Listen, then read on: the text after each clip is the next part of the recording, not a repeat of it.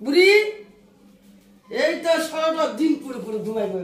এই উঠ উঠ কইছি উঠ উঠ সারাটা দিন পরে পরে ঘুমাস। হ্যাঁ কি হয়েছে? হ্যাঁ সংসারে কোনো কাজ কাম নাই। হ্যাঁ সারাদিন আবার কিসের জ্বর? হ্যাঁ কিসের জ্বর? মিথ্যা কথা একটা কর একটা জায়গা থাকতে হইব তোর। কেন তুই এরকম পরে পরে ঘুমাস সারাদিন? হ্যাঁ কি জন্য রে? হ্যাঁ কি জন্য? আমার দেখলে তোর কাশি হয়, আমার দেখলে তোর কাশি। কি জন্য তুই ঘুমানোর মধ্যে এরকম করে দিনের বলে কয়টা?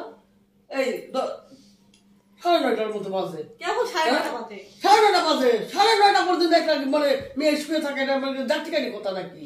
কি সংসার কোনো কাজ নাই, রান্না বান্না নাই, কিছু আমার আমার আমার ঘুমাইতেছে।